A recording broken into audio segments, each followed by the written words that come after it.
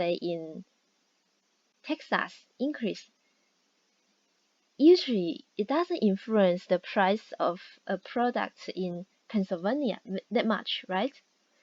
Unless these two products has some relationship, like a product A and B, they are somehow go together. So here are the result of the close price elasticity. They can be either negative or positive. Negative, we are more common with the negative price elasticity, as we talked about before about the normal products. The price elasticity is negative because the demand curve is downward sloping, right?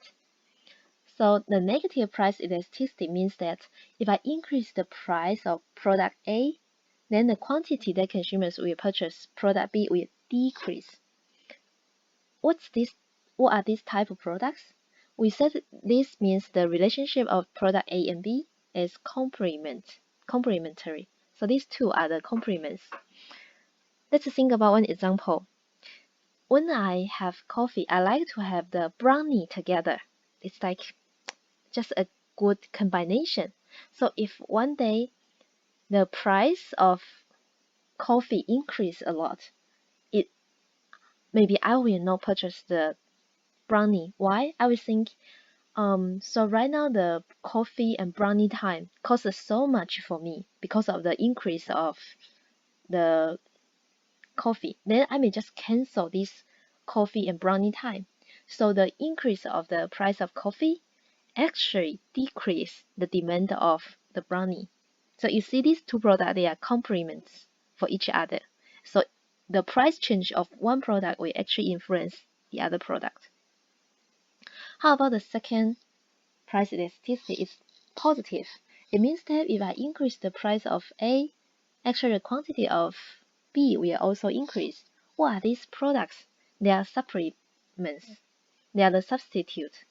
Think about Starbucks coffee and Dunkin' Donut coffee. If I increase the price of Dunkin' Donut coffee, then people will purchase more Starbucks coffee, right? Or if I increase the price of Starbucks coffee, people may just stop going to Starbucks and then switch to Dunkin' Donut. So these are the substitute. If you increase the price of one, people may purchase more of the other one.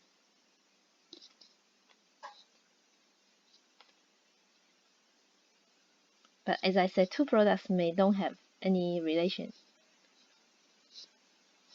Then let's think about costs. Costs will also influence the pricing. It's intuitive that we can think for the firms to make profit. Of course, they have to price their product higher than the cost. But things are not that easy. The reason is because the average cost to produce one different unit of product is not the same. Let's see why this happens. So the total cost of producing is equal to the fixed cost plus the variable cost. What's fixed cost? What's variable cost? Fixed cost means the costs that remain the same regardless of volume. For example, like the rent, the utility, the insurance, equipment, and administration salaries. Because no matter how much product we produce, the rent wouldn't change. No matter if I produce 0 product, I don't produce at all, or if I produce 100 units of the product, still the rent is the same. So we call this type of cost the fixed cost. And another cost is variable cost. Variable cost is the cost that vary with production volume. So the more I produced, the more I have to pay. These are the variable costs. Can you come up with any example? For example, like the labor and the materials. They are the variable cost.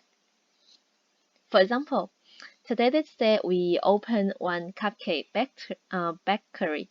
The fixed cost is $10,000, which includes all the rents, the utilities, the equipment, and the variable cost is $1 per unit. We could think about in this case, the variable cost may include the materials we use to make the cupcakes. For example, like the flowers, maybe the cherry we put on the cupcake, maybe the paper cup.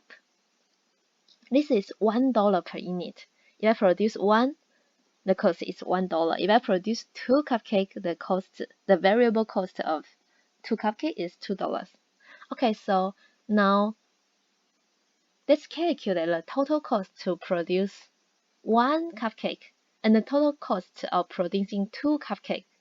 So if we only produce 1 cupcake, the total cost will equal to the fixed cost plus the variable cost per unit times we only produce 1 cupcake. So it's 10,001. Excuse me. And the total cost of producing 2 cupcakes would be the fixed cost plus the variable cost per unit times $2, which will equal to 10,000 plus 2. How about if I produce 0 product, we don't produce at all, then the cost would be the fixed cost, 10,000. So if we try to use a figure to show the total cost, here is how we will show it. The vertical line represents the cost, and the horizontal line represents the unit of the product we produce. First is the fixed cost. It doesn't change no matter how many products you produced. So if we produce 0 product, here is the fixed cost. 1 product, the same. The fixed cost is the same. It doesn't change. Okay? And then how to show the variable cost? The variable cost increase by the number of product we produce. So it's like this. If you produce 0, then the variable cost is 0. It starts from 0. If you produce 1, it's this amount. 2, it increase, and then 3, it increase. Okay? And then the total cost would be the amount of fixed cost plus variable cost. So we can do it like this. Just increase this line plus this line. Then it would be, I move the variable cost up, and then this would be the total cost. Okay? This is the total cost, and we know that at different points, the bottom part is the fixed cost, and it's the same. And then the upper part would be the variable cost. Okay? So now we get this nice looking total cost. It doesn't start from 0. Why? Because we have the fixed cost. Even if we produce 0 unit of product, the cost, the minimum cost, is still equal to the fixed cost. And then it goes up and up and up if we produce more product because of the variable cost. Okay? Then let's draw another line, the revenue.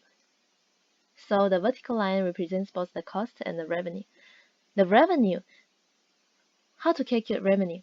Revenue equal to the price of one product times the unit of product that we sell, right? So it starts from 0. If we sell 0 product, there is no money, no revenue.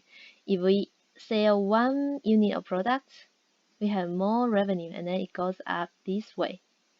And did you see there is one closing between these two lines, the revenue and the total cost?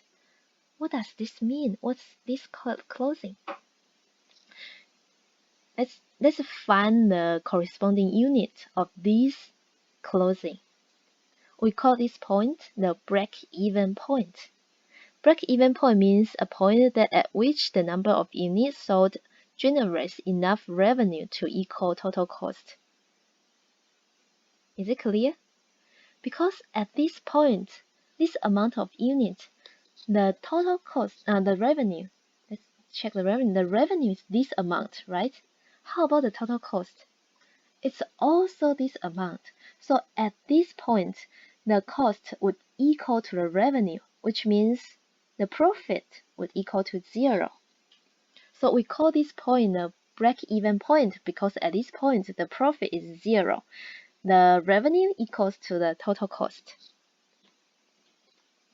So if we go to the left-hand side of this break-even point, then the total cost is higher than the revenue, right? It's above the total cost. So that means the firm will generate loss if they only sell this amount of product. If they sell this amount, they would get this loss. If they sell this amount of product, they have this amount of loss. If we go to the right hand side of this break-even point, then firm will start to earn profit because the total cost is lower than the revenue. This is the profit. For example, if I produce this amount, this unit, if I sell this unit of product, let's go up. This is the cost, and this is the revenue. So this is the profit. There's another concept called contribute per unit. Let's talk about it later. So let's go back to our cupcake bakery. We have the cupcake. The fixed cost is 10,000. The variable cost per unit is $1. And now let's say the price is $5. So we sell these cupcakes in $5 per cupcake. Can we calculate the break-even point? Yes, and here is how. Because we know at this break point, the revenue would equal to cost, right?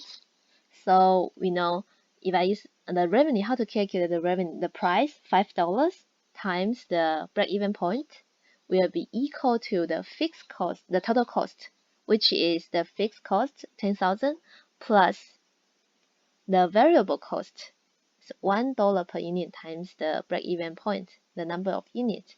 Then we can move the break-even point to the left-hand side. So we know 4 times the break-even point would equal to 10,000. So we got the break-even point equal to 2,500 and 500. What does this mean?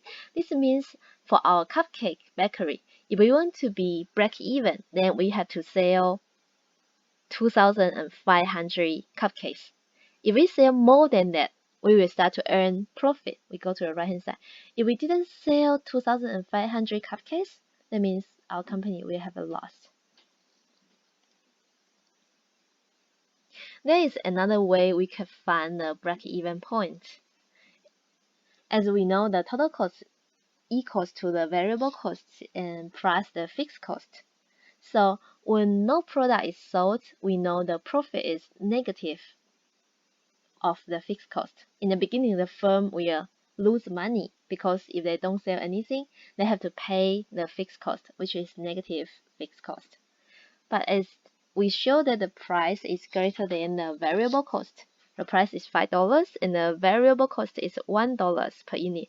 So we know that for one more cupcake we sell, we earn $5. We earn the price minus the variable cost. So we call the price minus the variable cost is the contribute per unit because it means it represents that if I sell one more product, then I will earn back the contribute per unit. So the break-even point would be the number of units sold that the contribute of all units equals to the fixed effect. After that, we will start to earn money, right? If all we earn can pay the fixed cost, after that, we will start to earn positive profit.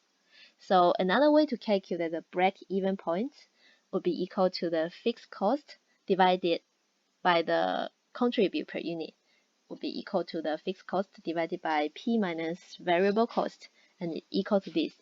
It's 2,500. It's the same result, just a different idea to solve this problem. Why the analyst of the break-even point is so important? Because it kind of shows the firms how many products they have to sell in order to start to earn positive profit. There are 4 types of competition which will also influence the pricing. And it depends on the number of firms in this market. Let's say if there are only one firm in this market, then the firm will be able to charge a high price, right? If there are more firms in the market, then there are more competition. Some of them may want to sell in a lower price, so more consumers will purchase product from them. So here are the 4 types of competition. It basically depends on the number of firms. If it's few, we call it monopoly or oligopoly, and many, there are 2